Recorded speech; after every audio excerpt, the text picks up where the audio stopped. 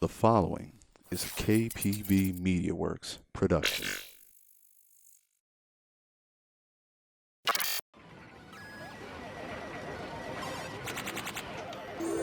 Choose your fighter.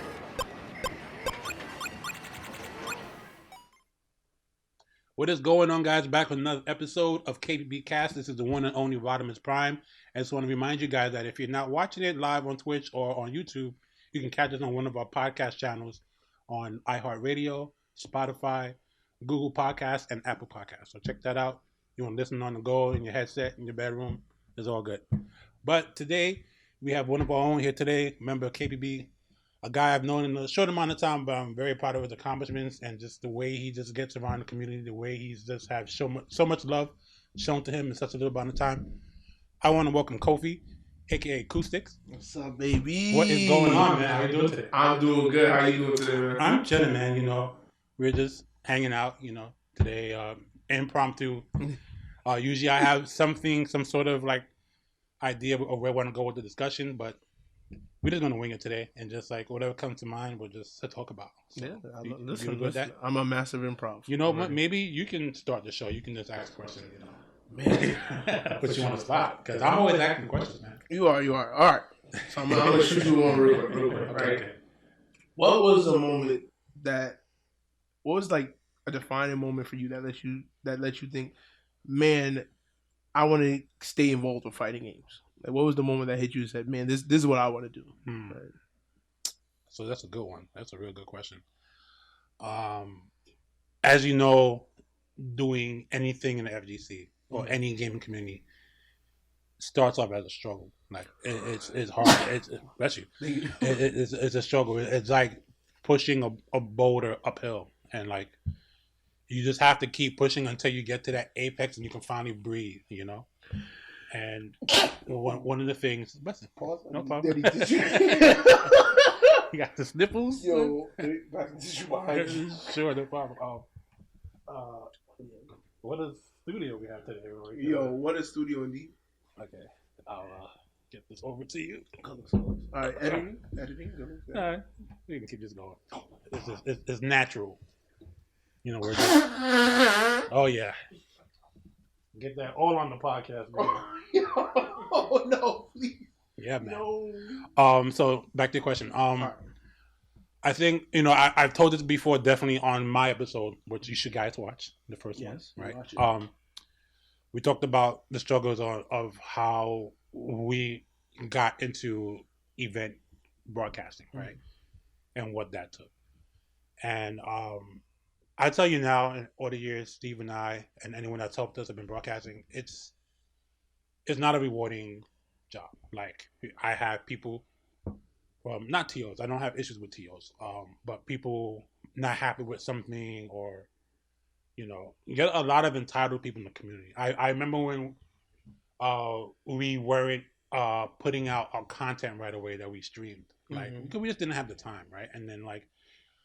And for anyone that's ever like streamed an event and then go back and export the stuff out to like YouTube or whatever, it's annoying. Like it's video editing, all that stuff takes time. And I remember like it would be a day in after the event, and we're just like, I'm trying to wind down from the weekend, right? The long weekend. Like it takes a day sometimes to wind down from the weekend. And I'm getting emails and like unknowns in my Twitter, like, you know, where the fuck is the video? You know, I'm like, dude, like. I don't owe you anything, my man. Like, what is really, you know, like, and that's, you get a lot of that entitlement in the community. I'll tell you another story. I was streaming. This was oh my god, like TFC, the Fall Classic. This was, I think, the Fall Classic. I want to say 2014. No, 2015, because it was 2 years in before we started streaming there. But I went to all but like one Fall Classic when it was still around. It was a short-lived tournament.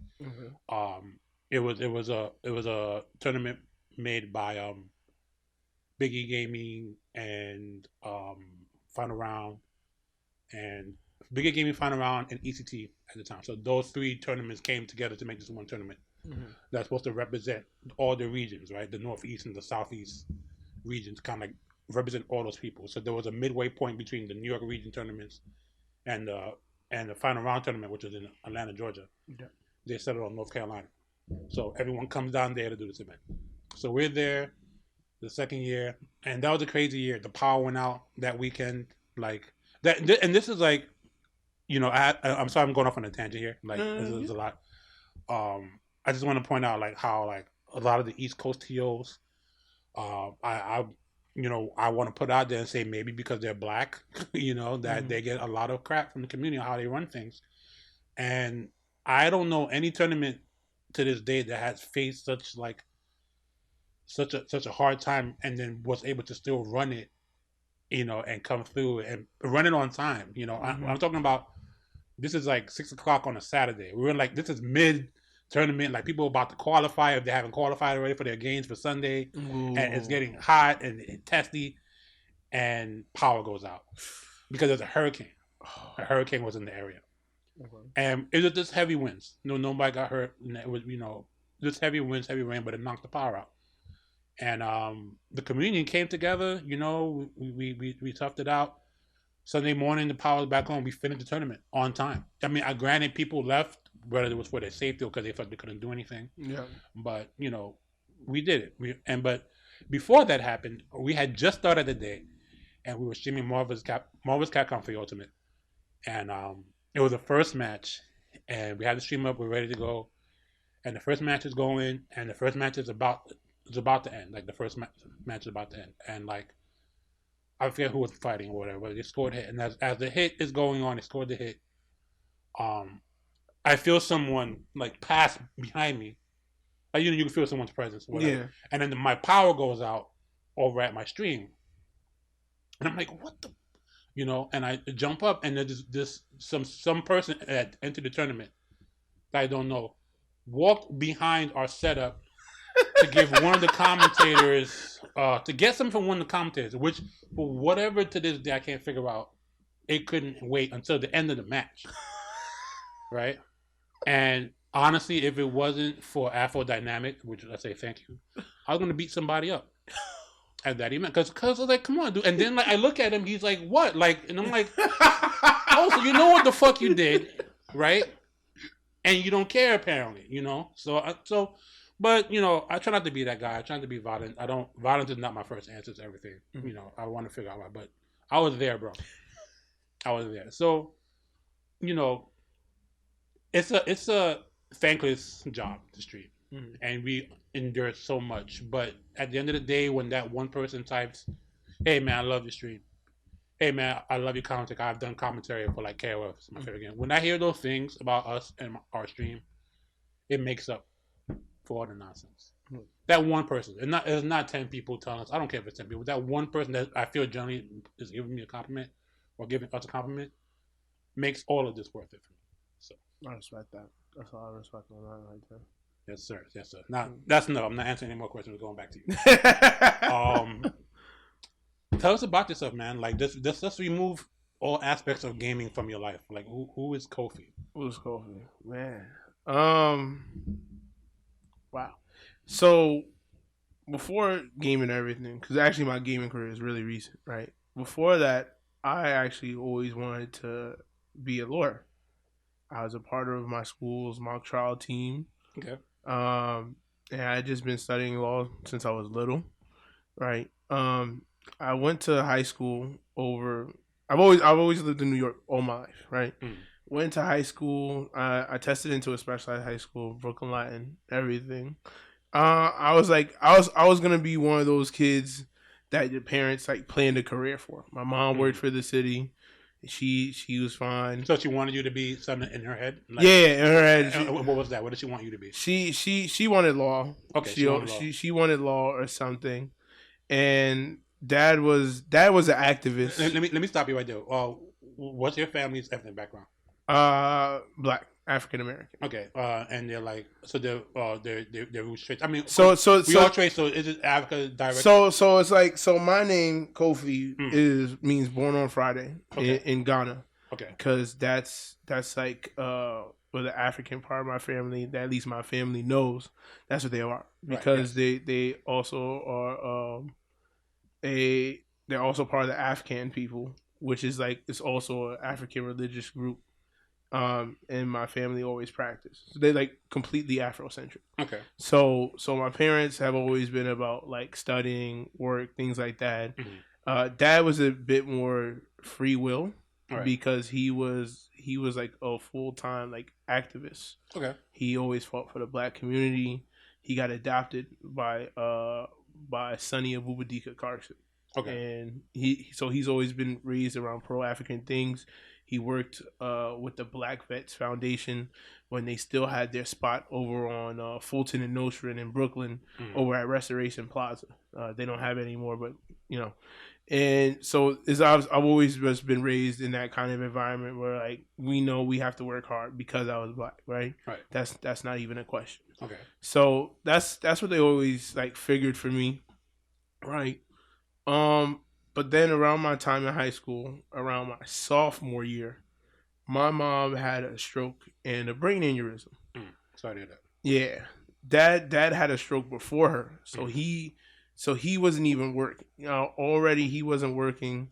He used to work at a laundromat overnight, and I would help, and then from there I would go to the school in the morning because his health was already failing. Right. So he was just there, just like to hold shop until I got there, helped.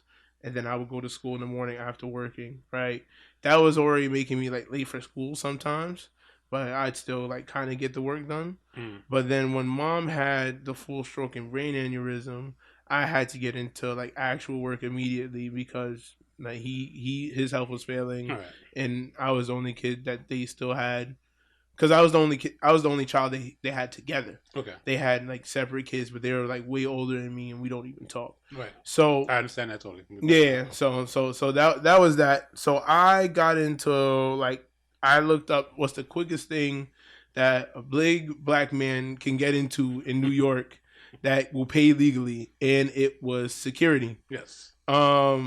My first things before, because you have to pay for a security license, of course, I didn't have any money yet. So my first few times in security, it was about I want to say about half a year to about like 9 months of me working off the book security as a bouncer. And no one questioned me because I was big as hell as a kid. I'm 6 foot, like over 200 something pounds. No one's gonna ask if I want to bounce for you. You're gonna let me bounce for you because I might as well, right? So I did that for a while. It paid bills. You made decent money, especially if the guy. Now, you bounced, right? Yeah. I did some bouncing. Very little known knowledge, not something I always talk about. Yeah.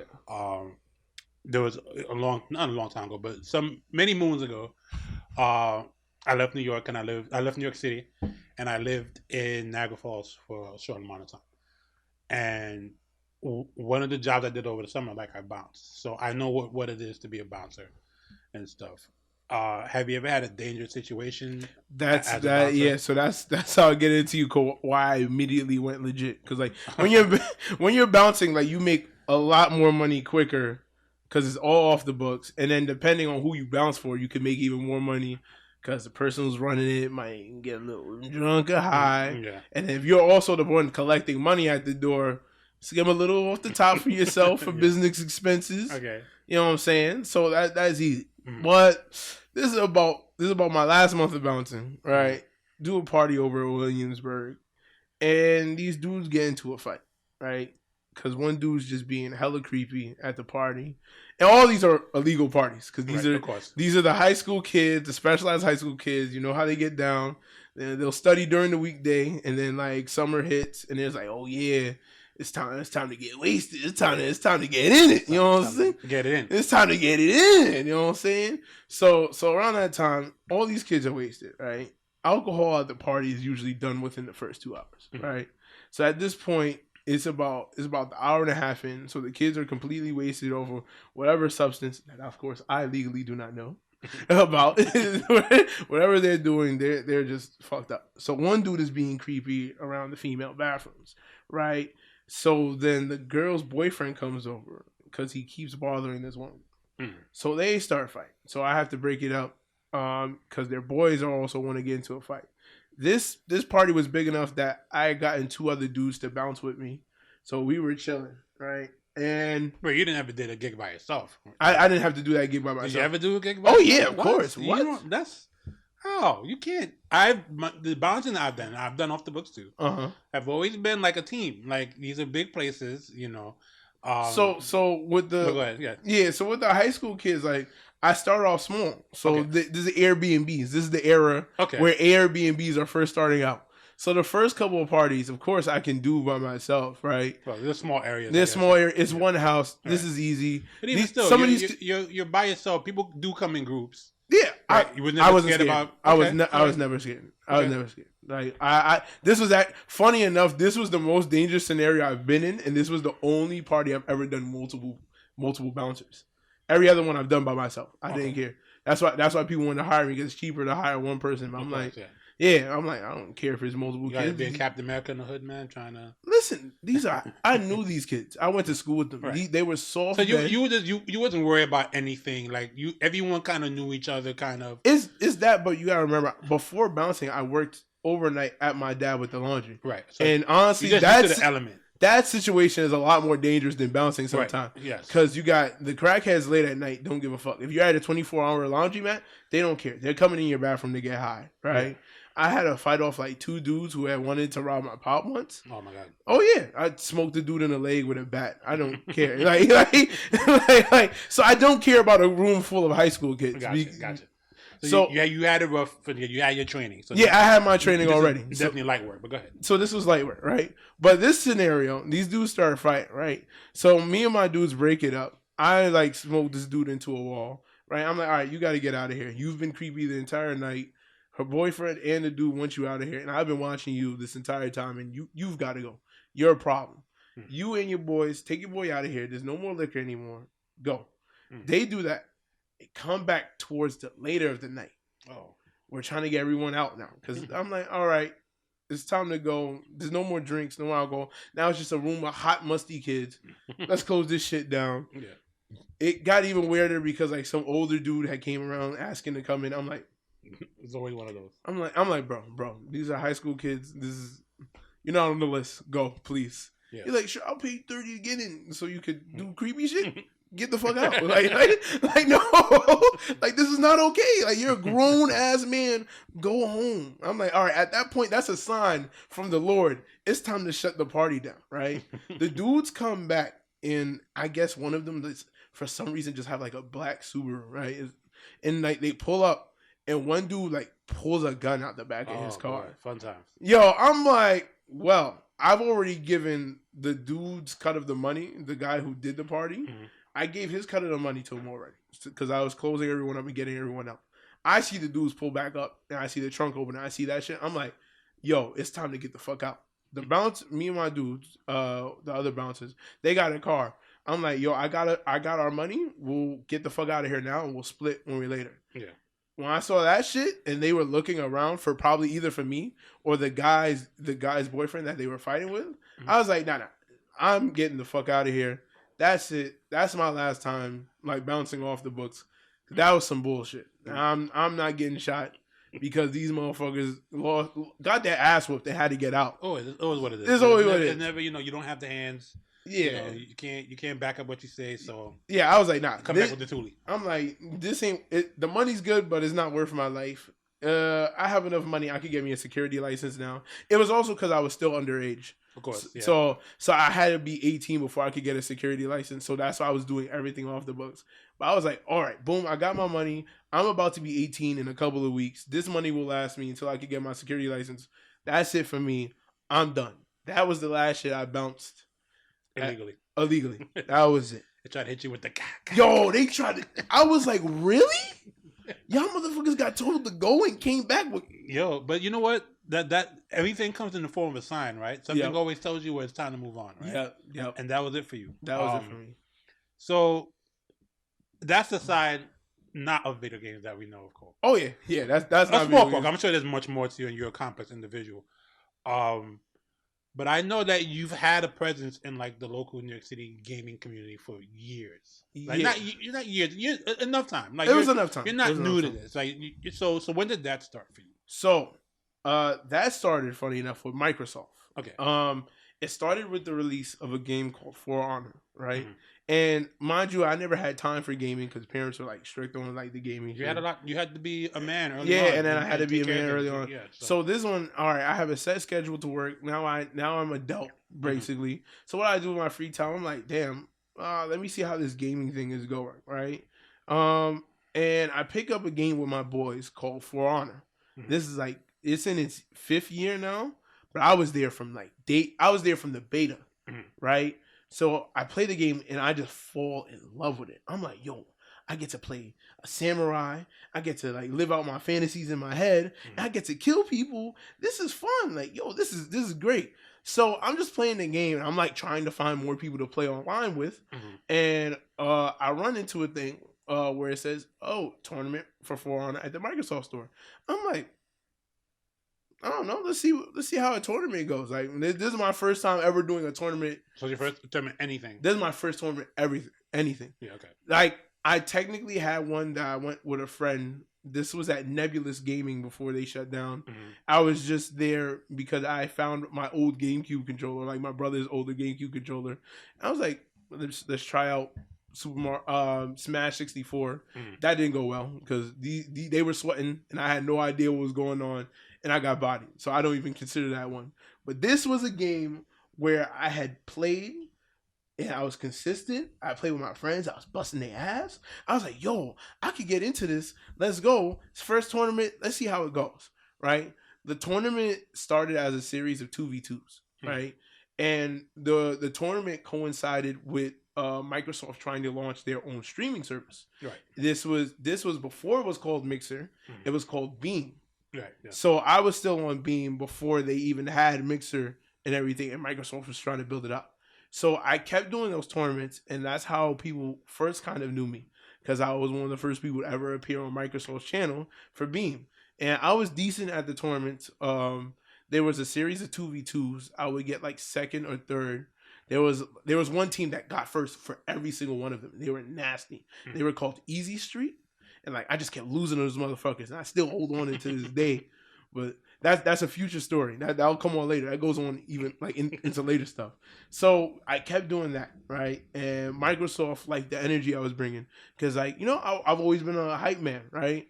I'm like, oh yeah, let's get woo. Y'all need someone to cheer in the crowd while the game is going. Let's go, woo. So Microsoft would like invite me to come through if they needed like people or bodies for things, and then that led on to me doing more stuff for Microsoft. At one point, they had like a Dance Revolution competition, and I don't dance, but they were like, Koustics, you're funny enough. Let's do it. We're gonna try to make like a production show thing.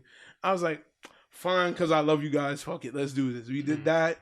And like there was even a period of time I streamed from the studios that they had on the 5th floor of that flagship store. Yeah, I remember that studio.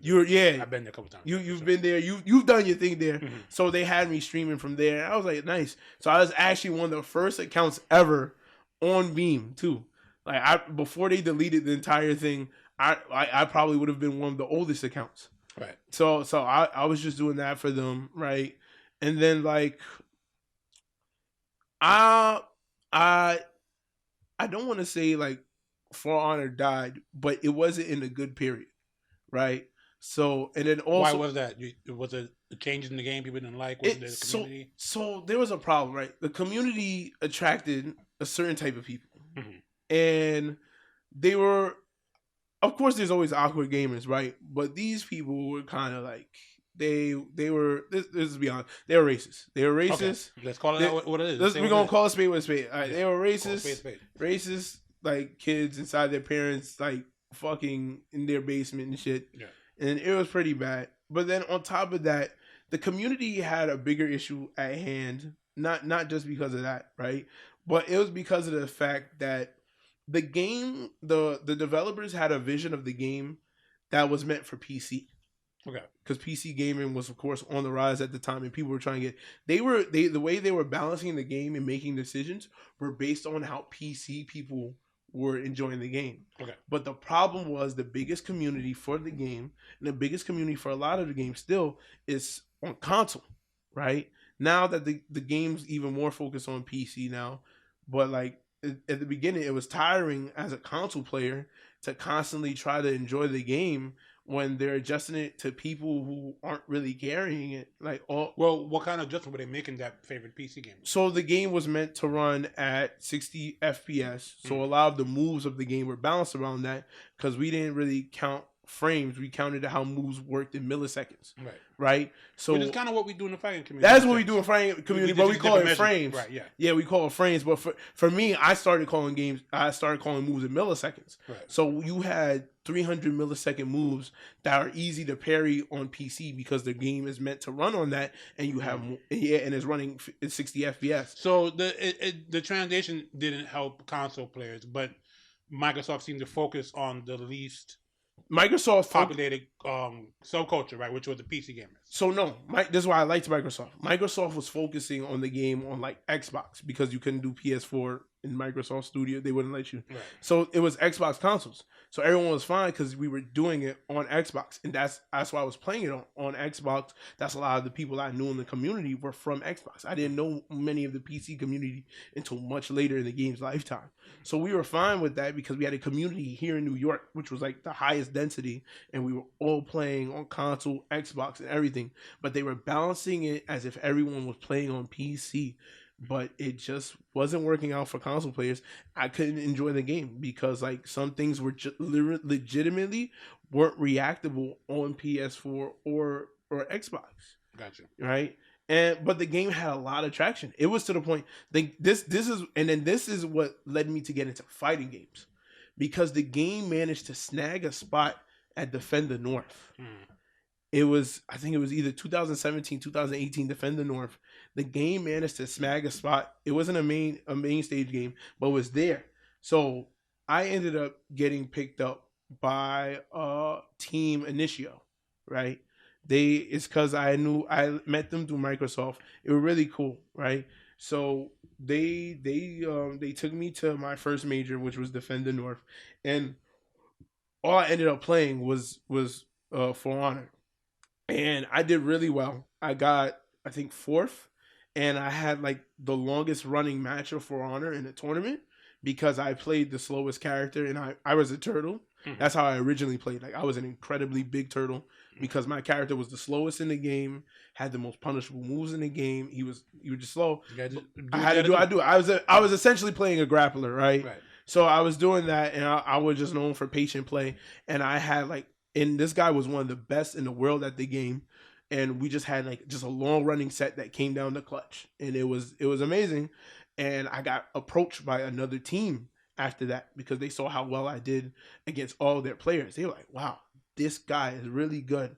And I was still young. I was like 18, 19, so I'm not that old at this point. And I'm just like, I was hyped up. I was in there just hyped up off Red Bull and of tournament hype. And I was just there. I'm like, man, this feeling is amazing. This is adrenaline and just peak competition. I'm like, I love this feeling, right? So the guys approached me, and this team is called AGC. And I don't. Sometimes I think back at this and regret it, right? As one of my first moves in the fighting game community, so to speak, or just as a player. And I left the team I was with, and there's no bad blood between me. We still chill, and we still follow each other and everything. It's just I was the only one on that team playing For Honor, and this was a team that was almost centered around For Honor players. I was like, man, this would be a much better environment for me, or there's so much more I could do. I can understand that as someone that's ran a team now for almost a decade. If you don't get a lot of like-minded players on the team, they kind of feel alienated. It's tough. You have to have people that are in your team makeup that kind of play the same game. I feel, and that's not saying it doesn't work, because there's definitely teams out there that have individual players that focus on games, but as a family they work together. Yeah, So, but I always feel like it's good to have at least one other player. Exactly. That you can say within the team's box, hey, what's up? How you do this? Or let's talk about this, and so I understand that totally. You go from no one on your team that you can talk to about the game to a whole team of people that want to play. Yeah, exactly. So, there was a whole it was it just seemed so good. I'm I have There was about 2 other people that played for Honor on that team, on the Initio team, but one played on PS4 and the other played on PC, so we never got to really play with each other, and they were more focused on other games like Overwatch, and like everyone in the group played Overwatch except me. So I'm like, damn, I'm just like, and then the team comes up offering, is like, yeah, you had full practice with like they were some of the best players in the game. And like it was like, oh, I could just play with them. Let's do this, right? So I ended up joining AGC, right? And it wasn't bad. It wasn't bad at all. This is like the team. The team kind of felt like family. The team kind of felt like family. I knew some of the dudes. I was the only one from New York. The team was, I will admit, was heavily white. There was probably only other like 2 black people. I was one. So, but we still got along. Like they weren't. I would say like those people were good mannered. They were never racist to me. They were never bad to me. That's good, right? So that was fine, right? So we keep playing For Honor for a couple more seasons, right? And eventually, Microsoft has a big tournament for Honor, and it's a multi-week thing.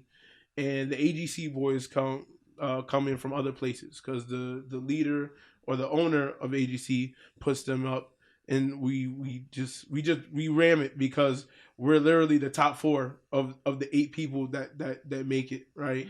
And so that happens, and at that point everything is still going good, and I'm like, man, this is really good.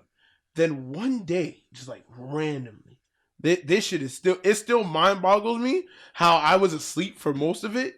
And I just wake up and like all the shit that I've been a part of like essentially disappears. So there's a big argument in the group of AGC.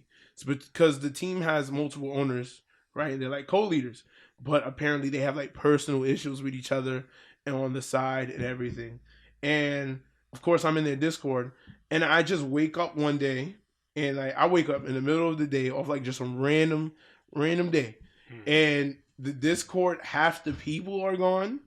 There's just a bunch of beef. People were calling people out on like personal shit, like I don't even want to say. It's like, ugly, yeah. It gets real ugly. Sounds like something just exploded. Like it just fucking explodes. And how long were you on the team before that happened? Like, I was on the team maybe for about like 4 months, 4 or 5. So you probably just had no idea. I had no idea because that doesn't sound like just 4 months of. That was not just 4 months. That was not just 4 months. That was not just 4 months. Lots of bad things happening over time, and it just came to a head. Yeah. So that sucks. So that I'm just like, damn, and like half the team leaves with one owner, and then half stays with them, and I'm just like. I don't know you guys enough to like really choose a side on this. Yeah, it's gonna. So I just stayed left. I'm just like, smart man. Yo, I was like, well, it's great working with you guys. No one's really attracted to me in this thing, but I'll stay cordial with you guys. But I'm gonna just have to help do my own thing, So a couple. This is about the year that Dragon Ball also comes out. So I'm like. I got attracted to fighting games because when I went to that major where I did For Honor, after I was finished playing For Honor, I looked at the other games on the main stage. I'm like, man, these guys had an even bigger crowd because For Honor was stuck in the basement, and it's just a room of us like neckbeards. It's just a room of neckbeards. The neckbeard tournament. It's a neckbeard tournament. I'll be honest. A For Honor was set up for neckbeards. They have a Viking class, a knight class, and a samurai class. I'm like. Those are like the three tiers of weeb right there, like or the 3 tiers of neckbeard. You guys are practically asking for us.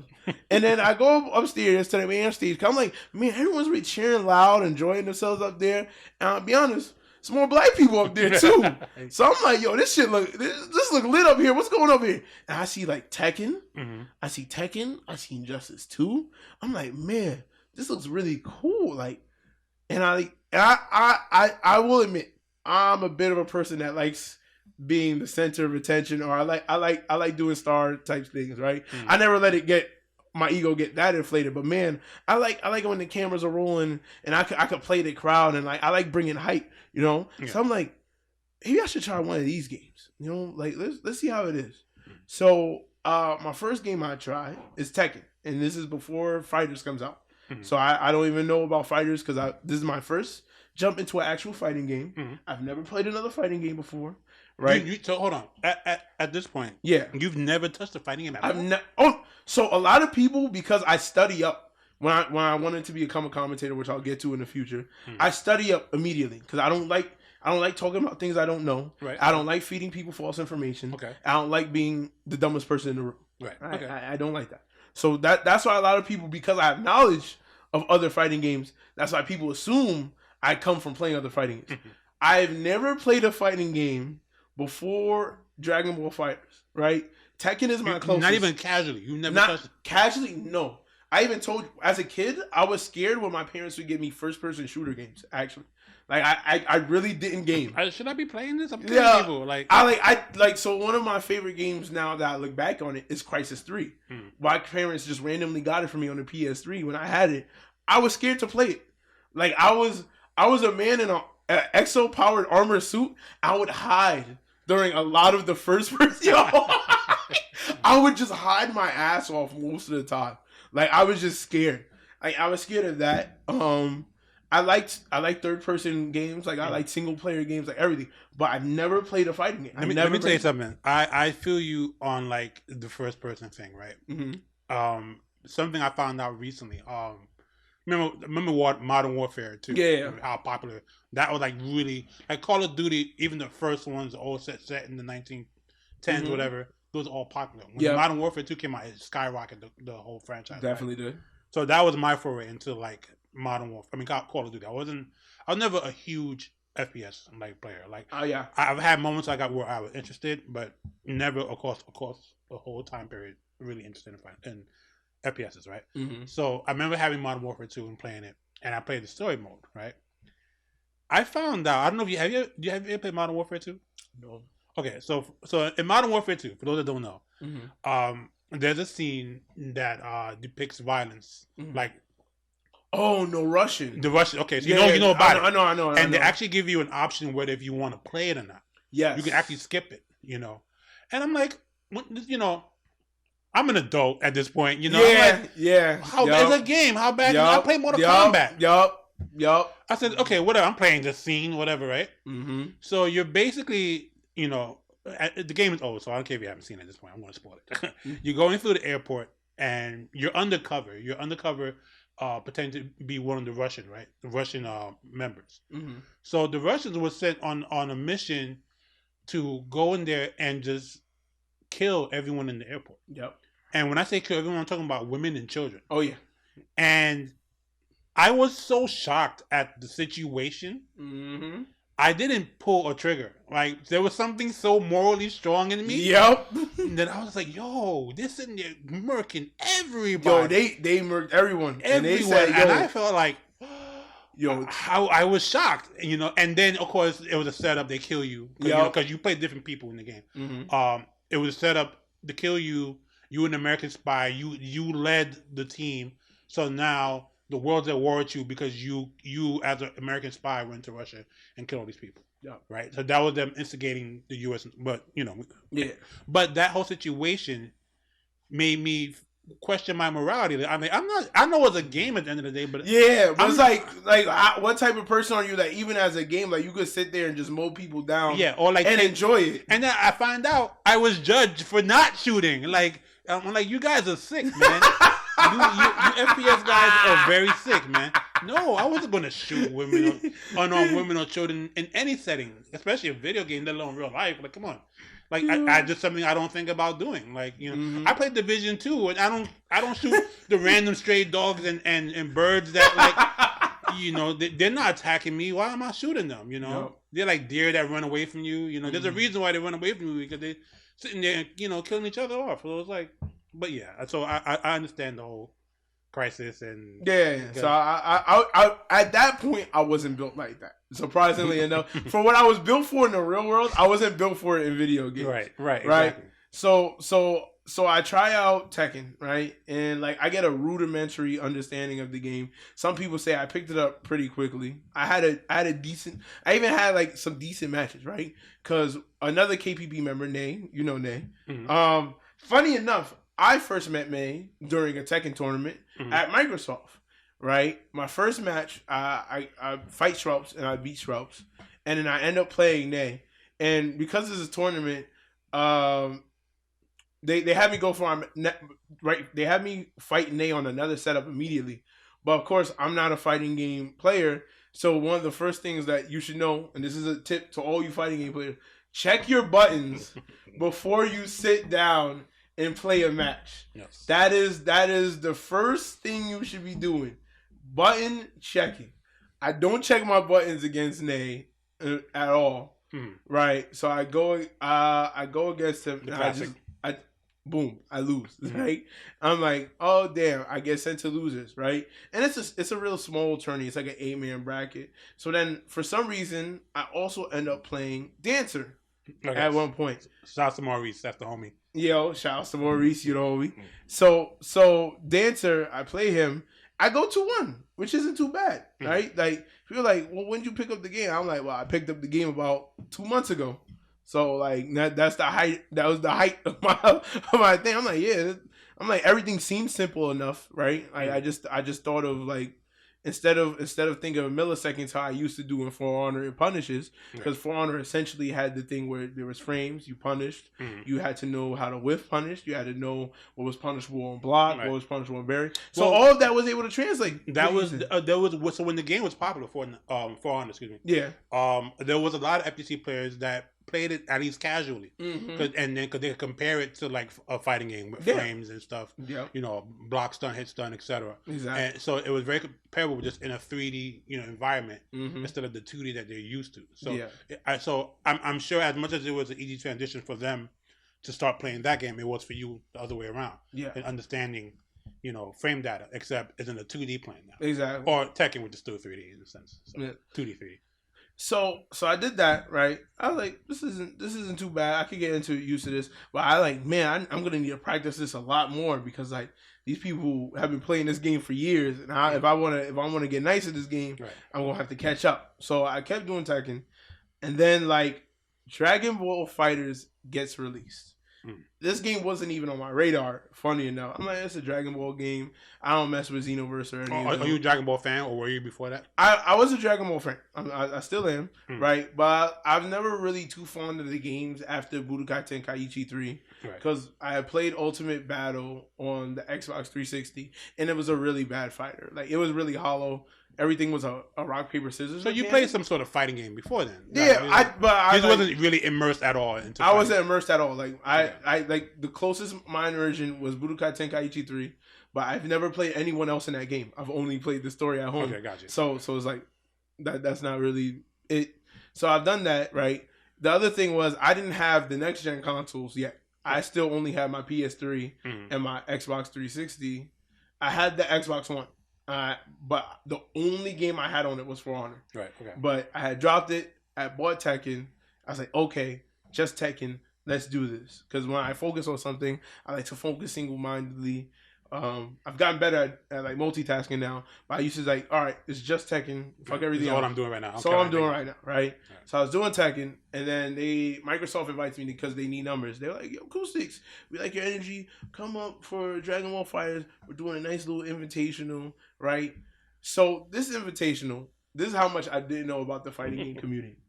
The people at this invitational are Flux, Random Fiend, Necro Undyne, Grover, Yipes was there because Yipes even did commentary for them because it ran for a couple weeks, and even I forgot her name.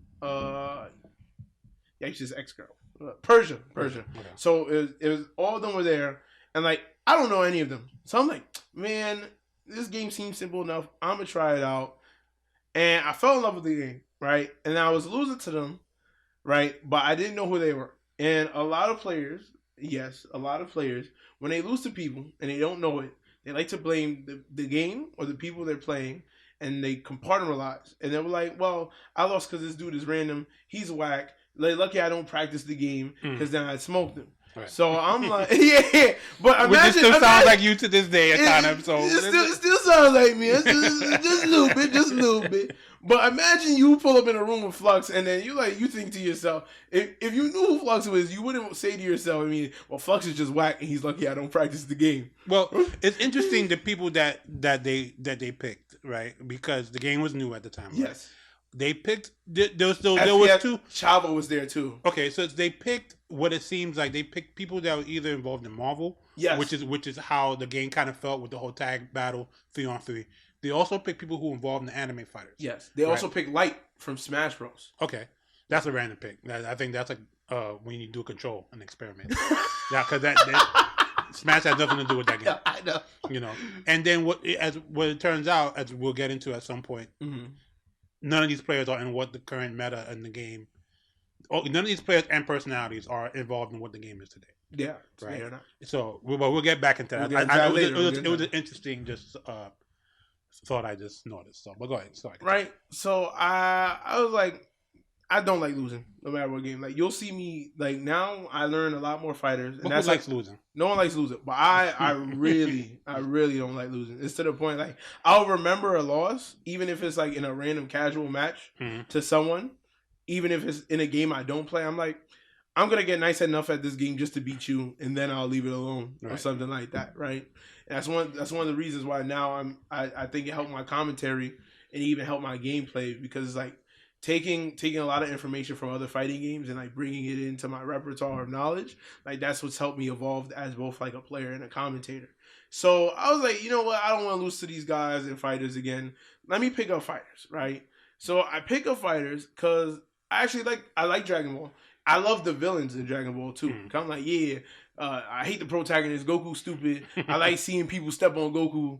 Because that's my shit. That's my shit. I'm like Goku's stupid. And I hate him. I hate stupid protagonists. I hate him. So he's pretty dumb. He is pretty dumb. It's annoying how the story of Dragon Ball has always revolved around him and literally has bailed him out of everything. It has absolutely. He has to be the lowest IQ protagonist in all of protagonism. Absolutely. And I hated it. And that's why I always picked villain characters in Dragon Ball FighterZ. You actually look at my team. My first team was Cell, Goku Black, Android 16. Some people say 16 isn't really a villain. But I was like, his original mission was to kill Goku, so he's on the team. Right. So, played that team. That team was really strong for the first season, right? I was okay at the game at the beginning, right? I was nothing too special. Over time, I was still stuck at low level. Like, I could cheat certain people out, but I'll admit now, compared to what I do now, like, I knew almost nothing about the game, right? I was just acting off instinct. It was also because everyone was playing on PS4, because Tournament Standard had switched over to PS4. Right. So I was like, damn, I only have Xbox One, right? And I didn't really even have a Brook adapter. Sometimes I got lucky, and at tournaments, people would let me use their Brook adapter because they had one. I didn't even know what adapter was until they like. I was like, damn, I gotta play on a PS4 remote. It's like, no, you can play on the Xbox. You got a Brook adapter. I don't have a Brook adapter. Use mine. Let's try it. I was like, oh shit, it's lit. Xbox One on the PS4. Let's go, baby. But over time, I was like, I'm not feeling Xbox too much, and my Xbox One had even broken at one point. So I was like, damn. How the hell am I supposed to practice fighters? I was like, I really like the game. So you know what? I'll just keep playing. And I like the FGC enough that I just want to be there and be loud. I just want to be there and be loud. I wasn't too focused on being a top player yet, right? I was still just going through the motions. I was like, man, I was what they call a pot monster. It's like, yes. Oh, it's like Koustics is here. Oh, we get extra to the pot. That's it. that was what Koustics used to be. Right. And So I just did that. I ran through the motions with fighters, right? I ran through it even through season 1 to 2. But I got better towards season 2. I had some upset matches and everything. And it was good. And people were like, oh, Koustics coming to the stream? Oh, you know he about to be ratchet during this match. Like, there's a match of me versus another player, and like I eat chicken in the middle of the match in the set. Yes, I win the match too. I eat chicken on the middle of the set. I have a pop off on Prodigy that's absolutely hilarious. I'm like, no one's gonna call me whack ever again. And I look at Prodigy like, oh, but you ain't say it though. But I was talking to other people. I think like one of the funniest ones is, you know, Smooth Viper, right? Yes. So Smooth Viper also loves to talk shit like I do. So we used to just go back and forth at the house. He has an history. But Yo, we're not gonna get to that. Right. So at the tournament, right, he thought Bum. This is at a House of Chaos before COVID, right? We're doing the match during season 2, and Bum puts the names backwards on the thing. So Viper thinks I'm losing. He thinks I'm losing the match. I think I've seen this clip. You probably seen this clip. He's like, you paid $16 to come to this tournament and get washed up. You whack ass motherfucker. He's on it. I'm like, what's he talking to? Because Viper, I'm not losing this time. And Bob's like, oh, I got things passed around. He's like, wait, what? Come on. I'm just like, yeah. And then it's just going great. Like, I'm enjoying Fighter Season 2. I'm getting better at the game slowly but surely. My progress isn't fast though, right? I'm still working security. I go to another local from a video game cafe. This is one of the other people I've met in my life. Shout outs to Gino, the owner of Waypoint Cafe, Cinder, Shay, everyone there. You guys are like amazing, right?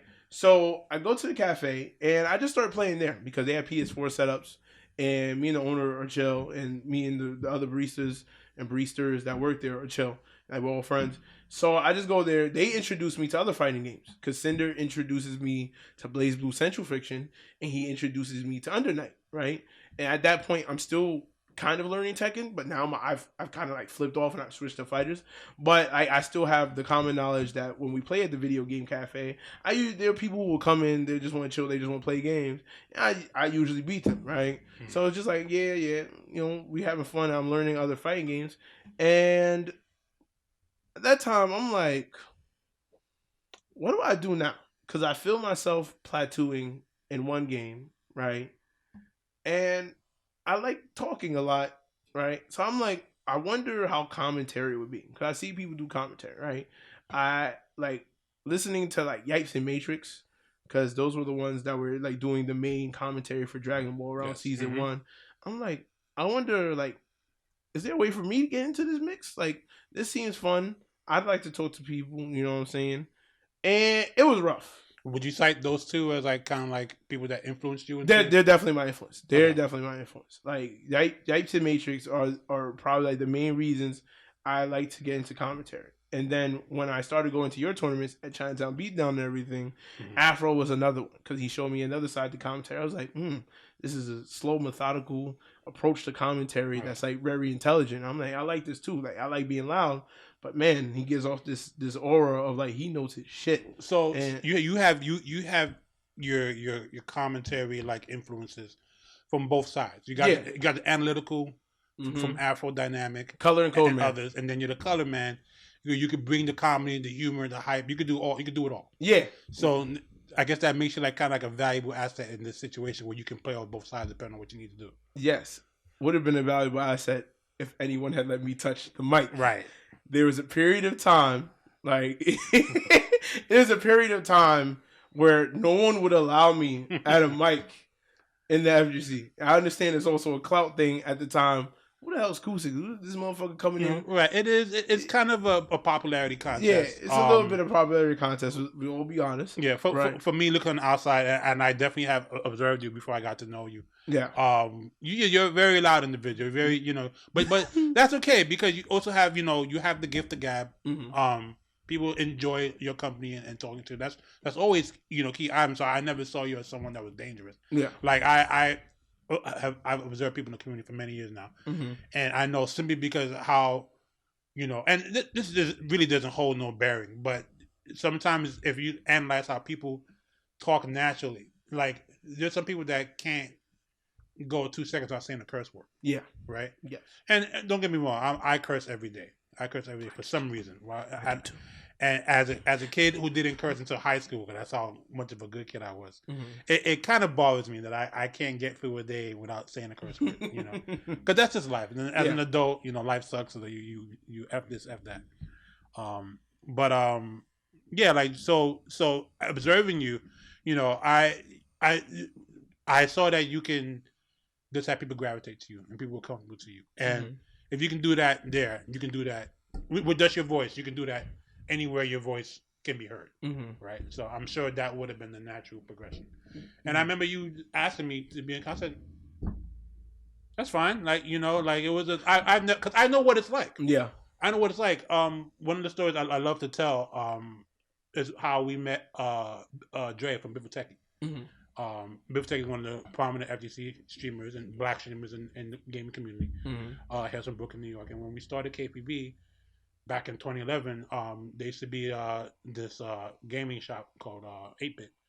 They're still around, but they just moved somewhere else in the city. But at the time, we did a lot of tournaments. So one of our first tournaments as a group outing, we went to the Mortal Kombat tournament, and Bibliotech was streaming. And the first time I met Bibliotech, I never really heard of him up until that point, but the first time I met him, I knew there were streamers. Like, there was really not a lot of streamers in FTC at the time. It was mainly Spooky, kind of like, you know, what was like kind of the forefather of like FTC streaming. Yeah. And you know, I met Bibliotech, and he led us on the mic. This is my first time. I'm like, I had no business analyzing. It was more like, ooh, he got like, So, but it was just a chill situation, and he gave us the opportunity, you know, just to be on the stream, you know. Exactly. And then even with just a little ragtag group that we had, you know, it's like, oh yeah, I saw you on so and so stream, you know, and then that kind of picks up thing, you know, and it's like, I ended up doing my fair share of commentary over the time, you know. So definitely, and because of that, I always remember that situation all the time, and I try to pay it forward. So I see people like you, who like at the time, maybe because nobody knows you enough, and not gonna let you on. Yeah, I'm like, that's not a reason. You know, who are you trying to impress? You know, if you have to lay down some ground rules, okay, don't curse too much. Don't curse. Don't say that in the word. You know. I'll get into that after you finish. You know, and then just let them be, and then see where it goes. And you know, and this is not to pat ourselves in the back, but I've had a lot of people cite us and say, "Yo, you let me on your mic, and now I'm doing this." Yeah, you know, that's so true. People like, you know, Aru from the KF community. You know, he's always said that. Like when we met him, he was just a player, and then getting to know the community. In the New York community, he transitioned to a commentator over time, and has ended up doing commentary for Evo. Yeah, and that's a short amount of time. That's like 2 years. Some people have been waiting their whole lives to do commentary Evo and can't make it for one reason or another, which I won't get into. But you know, but yeah, so definitely, like we saw you, and it's like, yeah, let the man speak. You know, I cringed. You're very loud. You know. I think you might, you know, destroy my mixer. Or something, but I was peaking every mic I was on. Yeah, no, we had quality. We wasn't peaking on something. We had a mixer. We were good. Yeah, we wasn't messing around. But go ahead. Yeah. So at that time, I was like, damn, I don't have enough clout to get in this commentary thing. What can I do, right? So I would like go over to other tournaments.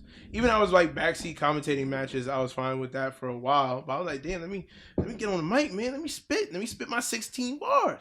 You know, so I have to thank them. They're the cafe. Well, so don't get it confused. There's Waypoint Cafe, but there was a Waypoint Gaming Center in Long Island. And they're two different ones? They're two different ones. Okay, wow. Okay. They're two different ones. Okay. And I have to thank the owner there. I definitely hope he sees this video. But he was one of the first people to let me on the mic, even before you guys, right? And he's the one that taught me how to contain myself on the mic. He was I think you should contain yourself. I think we're peaking now with your voice. You got bring it down. We're not at an event.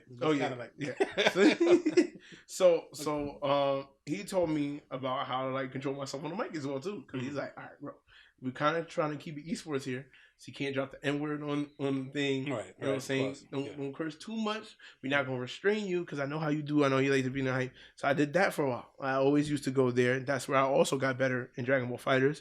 That's where I met a mini assassin, Childish Vegito, and like we're still good friends to this day. Like I met Luciano, the Lamore brothers. That's how I met them. Shout out to the Lamore brothers. Yo, the Lamore brothers are great. I love those awesome guys. Yeah.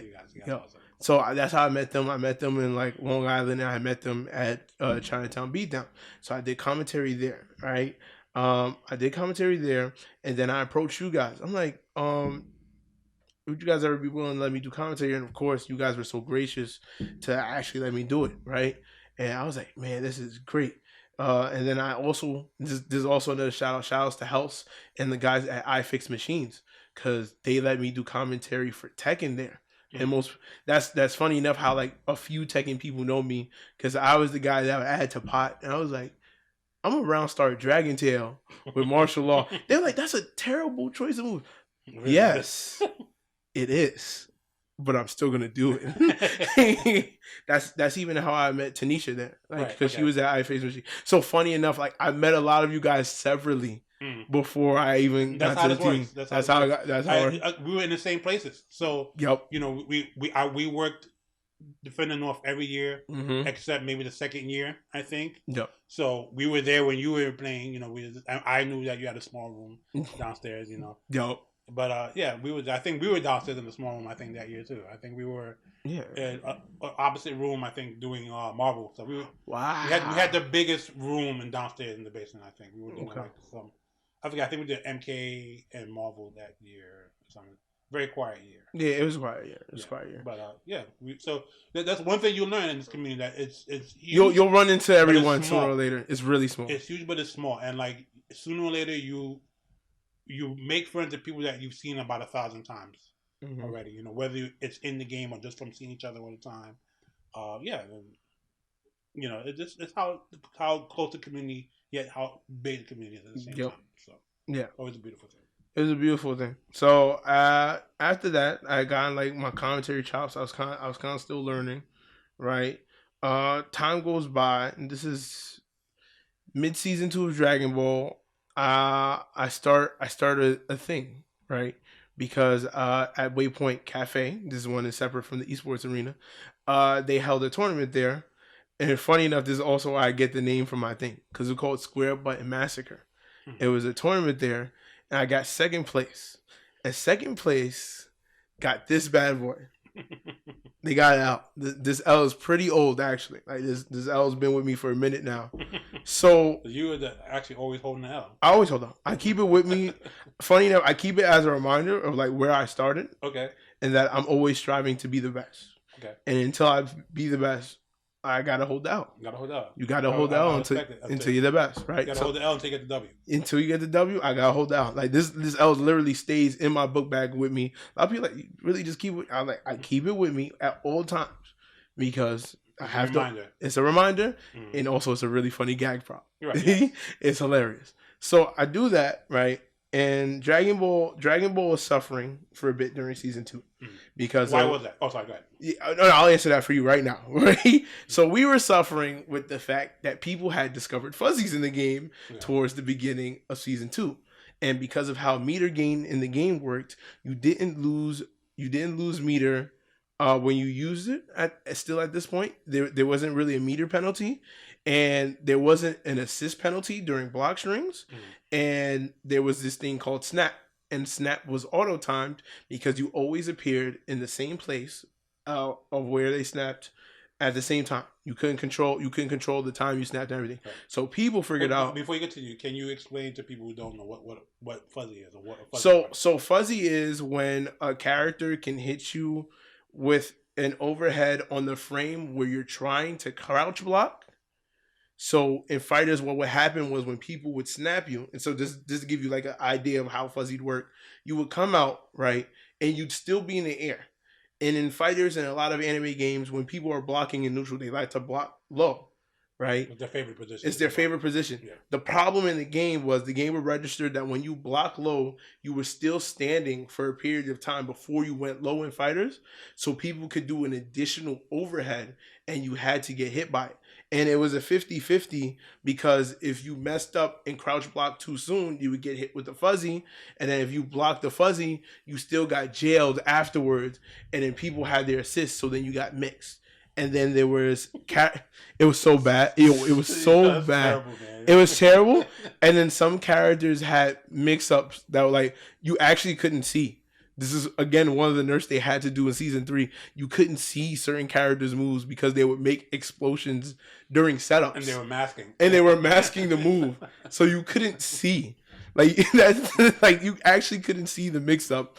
And, like, then because there wasn't meter penalty, they would either use a meter for the mix-up, get that same meter back, snap you, force your character to guess on the 50-50, then swap you in again, and just keep doing that.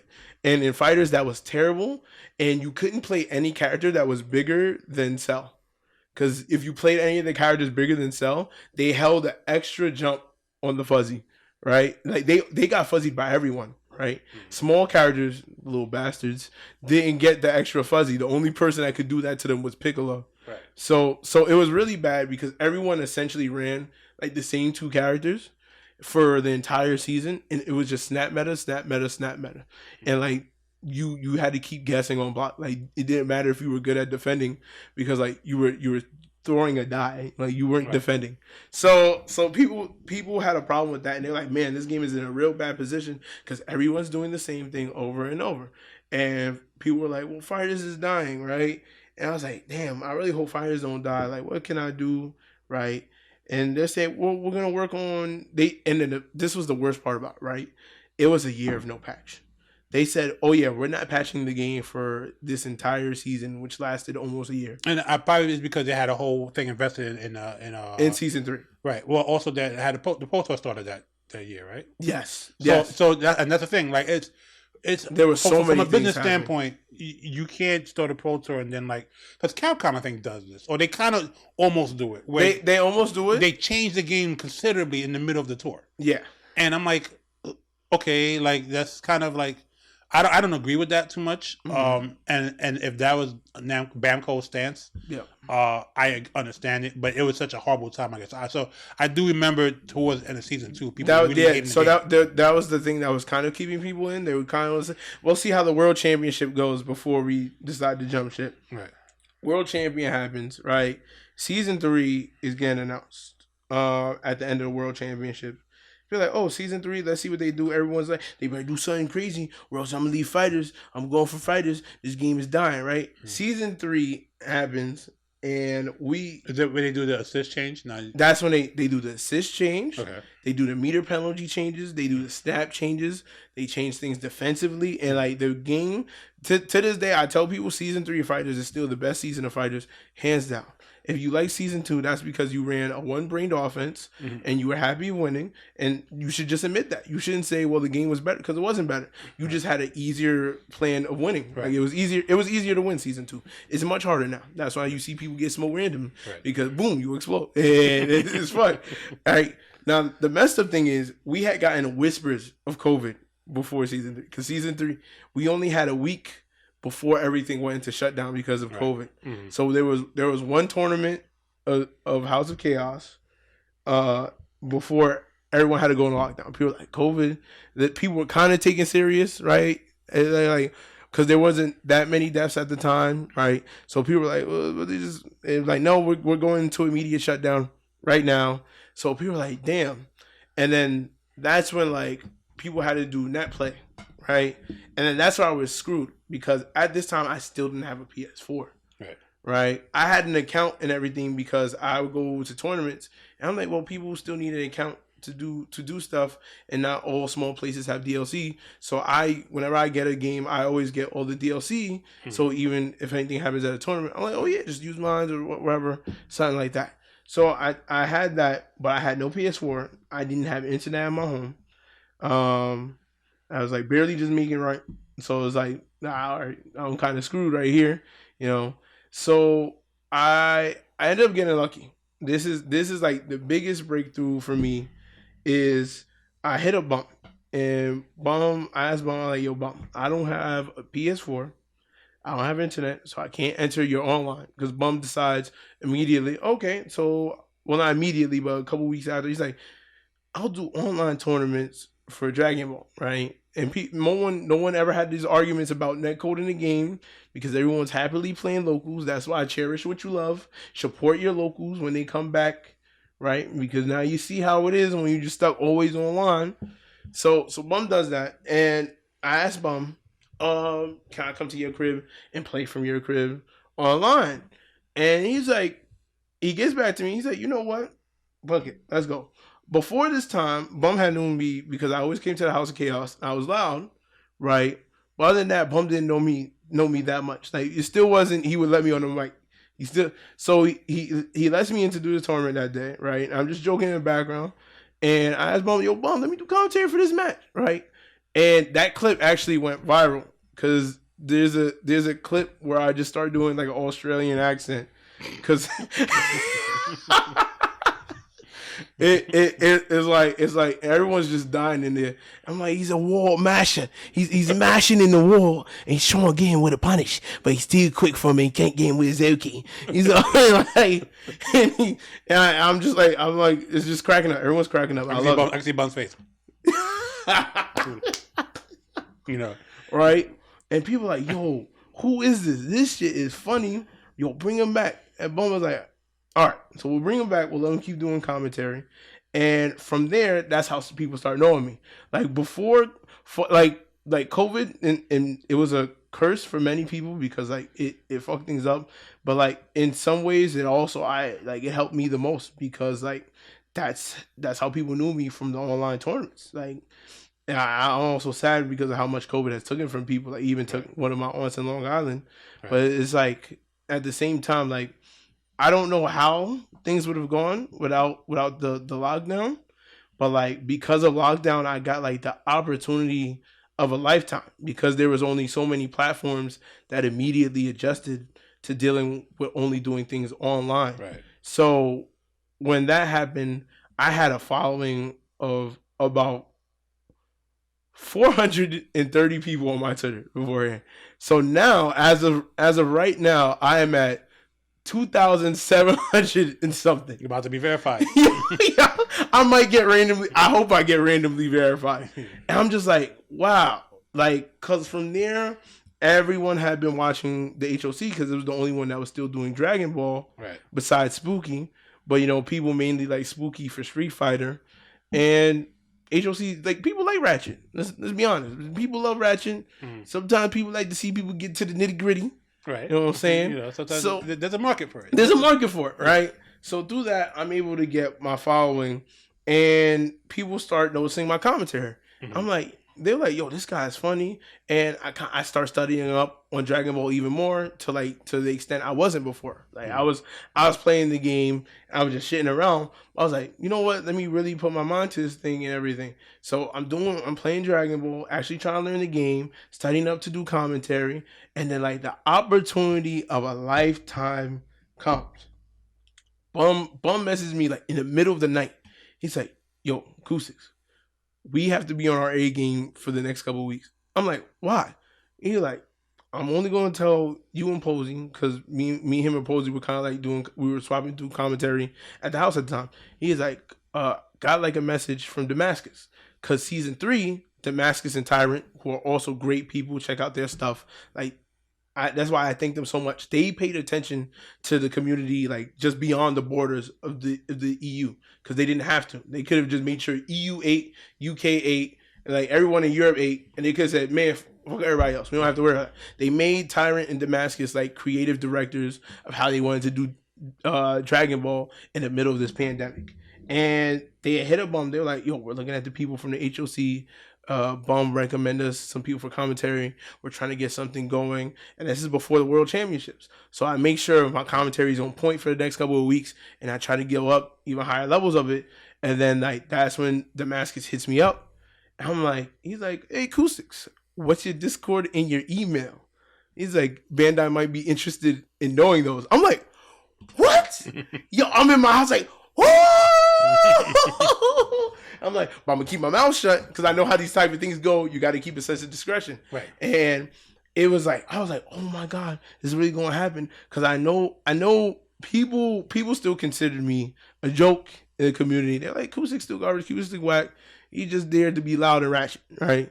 There was even people who had said in their streams, they were like, this motherfucker is just doing fun. He's just doing ratchet shit at the House of Chaos, and then when majors are gonna come back, he's gonna get laughed at when he tries to ask to do commentary at places, but he won't be able to do it. He's like, but little do they know that at this point you don't have to ask anymore. Yeah, they're gonna come to you. Exactly, they're gonna see the work that you put in. You know, and we talked about it before you went on air, right? Like, you know, we jokingly, we were like, I asked you, you know, you have haters and whatnot, and you said no, and then you thought about it and like, yeah, I got a couple haters, and I said when you initially said no, I said that's not a good thing.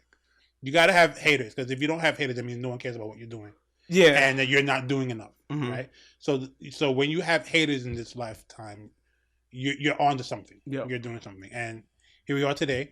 People hating. Mm-hmm. Is that a new thing for you now? Something you're getting adjusted to, or you brush it off your shoulders? It's odd because like I never really cared what people say. I always say like I don't bother what people say. I gotta keep doing me. I'm a shark. I move forward. Mm-hmm. I don't live unless I'm moving forward. Right. So I didn't really care about. But then like it was interesting to me. Like the more I grew, there was more people that like had my name in their mouth, even in conversations where I wasn't there for. And then people would come. Yeah, I was like, why are people talking about me? There's nothing to talk about. I just do commentary, yell. You know what I'm saying? And sometimes I drop facts. Like that's it. And I'm like, well, some people say you don't deserve the position. Blah blah blah. I'm like, damn. Like there are people who don't know the grind that I do. Right. Of course, they never know the behind the story. They just see the end product, right? They figure that you were just placed there. You never earned your spot.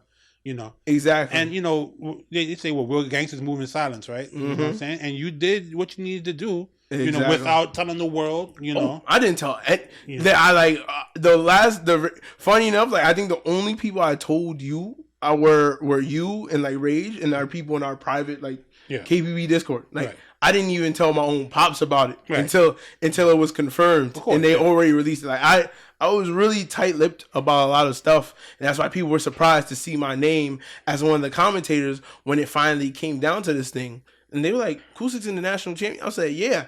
Like, unlike, like, people may laugh at it, but, like, I love the game a lot more than a lot of people. And I was willing to put the work in to, like, kind of learn the game and provide interesting and funny commentary to people. Because, like, people think commentary is easy, but not everyone can do commentary. And that's why I have a lot of respect for commentary. People cannot do commentary. Everyone cannot do commentary. People cannot understand that they can't do commentary, and that it's much more than just screaming on a microphone. Yeah, I'll let people know, like, one of the funniest things, like, commentary is like part entertainment, part analysis, and like you have to be able. Great commentators are able to merge both of those when the time comes, or switch to one or the other entirely. Right. And like some people are like, well, my friends say I'm funny. I'm like, you can repeat one joke with your friends. That's fine. That makes you funny amongst your friends. But that doesn't work on commentary. Right. You got to keep improvising something new or funny to people. And fresh. It's got to be fresh. Because people on Twitch, they'll eat you up alive. Yeah. Them motherfuckers in the comments, them motherfuckers on Twitch, them motherfuckers who go 0-2, like they'll eat you up alive. The whole monsters that never come out to events, what? Have the most to say. They have the most to say, and they don't have anything to add, but they have the most to say. And those people eat you up alive. So it's funny because like I went from like practically not having people speak about my name to like now I'll go on random like YouTube comments and I'm like, damn, they said this about me. And I just keep it moving. I'm like, damn, like people will say your name the larger you get. Like your name just pops up now. Right. Like and trust me, a lot of the shit they have to say is not nice. Sometimes I run into the very good comments and I'm happy. And I'm like, yeah. They're like, yo. Then you run into comments like, yo, can someone put a muzzle on this nigga Koustics or something? I'm like, no, they can't. How do people who are in your life, who are close to you, that aren't involved in like fighting games, when they hear about you doing stuff like this, like what's their reaction? What do they think about it? So my dad is kind of like iffy on it because right now, like, of course I get paid because I work for Bandai Namco and they pay decent money. So my dad is like, he's like, it's just games, but I guess if they're giving you money, right? It's like, okay, dad, whatever, man. Yeah, it's an old school mentality. That's an old school thing. I'm like, are you like, you have older parents, like significant older parents, like age gap? It's pretty significant. It's like over 30 years because my mom had me like really old when she was like 30 something. So my dad is 59 and I'm only 21. Okay, yeah, so it's an age. So it's an age gap, and it's like it's almost like 40 years, right? Yeah, so it's like he's really iffy on the games, but I'm like it's showing something, and like a lot of people said like, you could really get into it. And I'm like, I really love it, so I'm trying my best to get into it. I know for some people like it's really hard to transfer into like full time either streaming or content creation. Like that takes a lot of work and dedication. So I'm like, all right, I know what I have to work on my craft, and I'm gonna try my best to be the best at what I do, right? Regardless of what people say about me or what they thought about Koustics on commentary or Koustics as a player. Like I already know I'm punching from below, Right. and for a while I'll keep punching from below, Mm. and I don't mind. I love being the underdog in a fight. I love when people think they're just gonna beat me. It's gonna be a free match because that's free money for me. If you want to get down, yeah, I know how I do, and I just love it. I'm like. So like I've continued to work with Bandai. Like I have to thank Abu and everyone there, Abu, Asenka, Damascus, Tyrant, everyone, Prospere, because like they just hit me up for Battle Hour that like before this recording that we did today, and I'm just like wow, I really have to thank you guys for the opportunity because I was just another kid like on paper I'm just another kid that dropped out early and went right into like menial labor. Right. But like there's a lot of story behind it. But like on paper, that's how people think it is. Right. Right. So I was happy to give in the chances that I had. Like between you guys, two KPB, like you guys took me in like family, practically. And I always have to thank you guys for that. Never. Yeah. I have to do that. Yeah. No. I will. I will keep being who you are. That's all we ask. I'll always thank you guys. From all of our members, we just we ask you guys. We don't ask for anything. We don't. Yeah. Like just be you. Be the person that attracted us to you, you know, stuff like that, and never change. And never ask people to change, at all, So definitely moving forward. I want to envision a world where we hopefully get back to what we used to do. Yeah. Not going back because I don't like that term anymore. I don't want to go back. We definitely got to move on to better. We got to move on. We got to evolve. This is a situation that we don't know where it's going to take shape. We don't even know if something else is on the horizon that's just as deadly or worse. So the idea is to move forward, adapt and move forward, right, into this new world. So well, hopefully we return to a space where we can be amongst each other in person and at events. Do you have like any wish lists in terms of that? Like, do you see yourself one day at something as grand as an Evo, doing commentary? What is that? What do you think about these things? Yeah, I like. So when I first saw like Yipes and Chris Matrix, like I always, again, because I started in FGC real late, I had to like look up stuff to learn about guys because apparently I was meeting amazing people and like I didn't even know. I looked them up and I was like, man, these guys get to do this, that, and I saw the stages on Evo and everything. I'm like, yo, I want a moment like this. Like I want to feel that moment, and like I just want to like commentate legendary events, or at least I want to play in those. Like I want to be somewhere a part of that. And I was like, man, how much work do I have to put in to get to this level? I'm like, I'm going to do anything so that I could be at one of those major stages. So I'll be like, Koustics was there when this happened, and like he's in the vid or he's in the clip. And now when they do the compilation videos, it's like a compilation of craziest Koustic moments on the mic or something like that. I really want that. But like at the core of it, I also want people to laugh, right?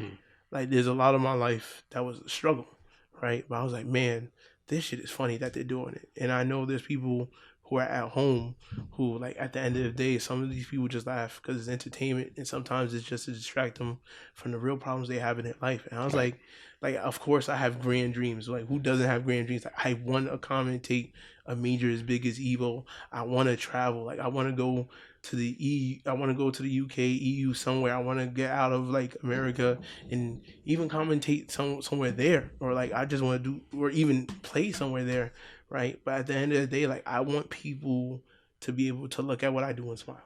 Okay. That's the real goal. As much as my personal ambitions are, the real goal for me is I want someone to be able to look at this, no matter what I do. I want them to be able to smile and enjoy themselves for even how brief or how long it is. And that's what I really want. Nice. I hope you do achieve those goals, like when the world allows us to. Yep. And that you just keep pushing forward in that aspect, and just putting on a great show. I think I watch you even today when you're doing stuff and the times before, and like you're on the fly innovative. You're not heavily on the catchphrases, which is nothing wrong. Some people have sometimes catchphrases made a living on catchphrases. Some of the best commentators do, but you have maybe one or two words, and then you're constantly just coming up with something new each time and stuff, and not just to be funny, but to also analyze and explain and break down what's going on, which I think is very important because people always bump into stuff like this. Someone right now is probably just seeing what you're doing for the first time ever, and they're like, "What is this?" And you're there able to break it down for them and like have them understand. They're like, "Oh, okay, I get it now." And then one day that person may find you and say, "Hey, this is where I saw you for the first time," and it could be a simple thank you. It could also be aspiring for them to want to do it. So it's the things like that you think about when you're in this community and how you, not only how you become inspired, but how you inspire others and stuff. That I always think that's like a wonderful thing about being a part of this community. Definitely. For sure. I know you don't have a lot of like time in the community, but we talked about inspiration, like, and you mentioned, of course, Yipes and Chris Matrix. Like, who else do you look up to as far as a gamer, someone in the community? Who are people that you admire in the community? Oh, so of course, you already know I have to give it up to our own The Voice, my man Afro Dynamic. Guy has an amazing body of work. Even if he doesn't brag, he's incredibly humble about it. Like it's like the way he can just control the essence in a room just by sitting there and just like smiling. Is amazing. Smooth jazz voice. Yo, he is smooth. That man is as smooth as Luke Cage. The Bob Ross of concert. Exactly. Right. I have to thank him. Of course, like you and Rage, like the things you do behind the scenes. Like I'm actually like envious of like the things you guys have. Don't be. It's not fun. I know it's not fun. Like I know it's not fun, but like you guys, like I appreciate the quality of the work you guys do. Like you guys are absolutely amazing. Like I appreciate that. I have to thank Retro. Retro's one of the first to accept me as like his little nephew. You know what I'm saying? And shout out to Retro. I want to thank Coach Steve, actually. Like Coach Steve and me talk a lot, and like he's probably one of the only person at FGC that I've talked to a lot of the hardships that I've had. And like Coach has always been open with like people around him and his followers about when it's tough for him. And I love his brand Fight Forever because I think that's like something that like you could always just get on board with. Fighting forever. Coach, you've been mentioned so many times on our podcast. You need to come on here so people know who you are, man. And people know who you are, but for people to really know who you are. Yeah, people to really know, like, you Coach need to come is amazing. Well, that's for another time. So that's for another time. I want to thank them. I have to thank, now these are my personal people. Like they don't go heavy in the gaming community. I have to thank Shay. I have to thank Lapras. They're brothers. And I want to thank them because they're the people that actually taught me like fighting games. Like, cause I was okay at a certain level, but they're the ones that elevated my game to another level, especially in the multitude of games that I've started learning now. So I want to thank them when they see this. I gotta thank all my other like training partners, Remy, Rich. Thank Joe Rod. Joe Rod is part of the reason I'm even able to do this because he rides me around the places, right? So he drives me all the way from Brooklyn to Bronx, like consistently every Saturday. Right, and that's amazing. And he lives in Mount Vernon. Okay. So he would drive me every Saturday. So like I have to thank Joe Rod. I just want to thank all the people that believed in me. I even want to thank the people that doubted me because the people who doubted me, it wouldn't be possible without you guys hating. Like you need people who hate on you, and you need people to love you. And I just want to thank the community. Right, I know it's been a very tough like year and some change now. With all the incidents inside our community, right? But I think this is for the better, right? There's a lot of things we needed to clean up. Even as someone who came in really late, I see the changes we can make for the better. And I hope we continue working towards that. So, like, I just want to thank fighting games, man. They really actually changed my life. That is awesome. That's why I really appreciate your time here. And it's late over here as we're recording, so I want to cut this a little short. But I do want to bring you back in the future episodes. You know. Oh yeah. I'll have more stories to tell. Of course, mad stories to tell. Before we go, how can people reach you to thank you, to hate on you, So ask for some advice? I'll let you guys know. I accept all message requests on Twitter. I constantly monitor my Twitter because I know that's how a lot of people get in touch with me, and I always post my cap on there. So you can follow me on Twitter at Killer Kofi. You guys can hit me up on Discord. My Discord is Koustics. I'll even post it on my Twitter later on, just so you guys can message me. Going forward, when I start doing more content creation, I'll have a Twitch and a YouTube. The YouTube is already Koustics, so you guys it's KPB Koustics, so you guys can follow me there. And that's the YouTube, and then the Twitch is Koustics. I just pop into people's chats as of right now, just to meet everyone in the community. But yeah, so you guys will be catching more of me later. And again, like the main way to contact me, Killer Kofi on Twitter. I answer all requests. I talk to everybody. I am not Hollywood or bougie yet. So thank you so much, Kofi, for being on. We're definitely gonna get you back in at some point, and just really get to know more about you and just the things around yourself and what you do in the community. Once again, thank you guys for listening and watching, depending on wherever your medium is for this. If you do want to listen and don't have the time to watch it on, say, Twitch or on YouTube, you can check it out on our podcast channels. We're on Apple Podcasts, Spotify, iHeartRadio, and Google Podcasts. That being said, I want to wish you guys all a safe and pleasant day. This is KPB Rodimus Prime. Wish you all to be good and take care until next time. Be good. Peace out. You win.